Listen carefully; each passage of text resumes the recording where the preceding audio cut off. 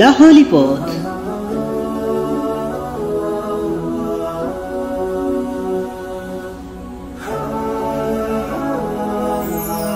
কুরআনের গুপ্তধন।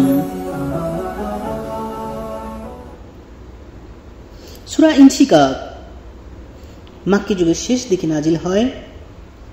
আয়াত সংখ্যা 25, সূরা নম্বর 84। এটি একটি মাক্কি সূরা।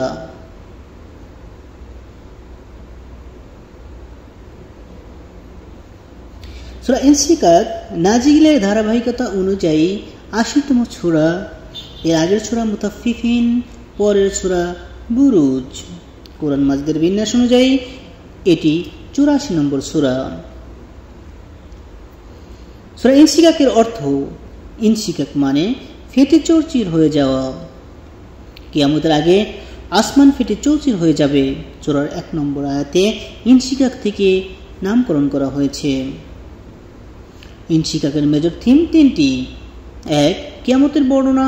2. মানুষের ক্ষেত্রে কষ্টের পথ পাড়ি দেওয়ার অনিবার্যতা। 3. পরকাল ও কুরআনের ব্যাপারে কাফিরদের দৃষ্টিভঙ্গি। সূরা ইনশিকাককে 3টি সেগমেন্টে ভাগ করা হয়েছে। প্রথম অংশ প্রতিটি বস্তুই আল্লাহর বাধ্যগত। দ্বিতীয় অংশে রবের দিকে ছুটে চলা। তৃতীয় অংশ শাস্তি থেকে বাঁচার উপায়।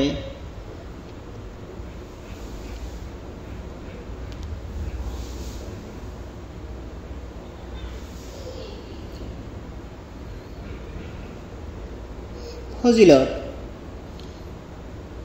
ইবনে উমর রাদিয়াল্লাহু তাআলা থেকে বর্ণিত, রাসূলুল্লাহ সাল্লাল্লাহু আলাইহি ওয়াসাল্লাম বলেছেন, যে ব্যক্তি কিয়ামত দিনের অবস্থা স্বচক্ষে দেখতে চায় সে যেন সূরা তাকবীর, ইনফিতার ও ইনশিকাক পাঠ করে।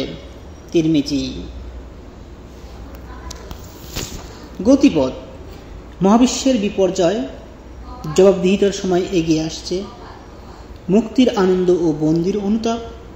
মৃত্যুই শেষ কথা নয়। সূরা ইনশিকাকের সেন্ট্রাল থিম কিয়ামতের নিশ্চয়তা। সূরা ইনশিকাকের ওভারভিউ।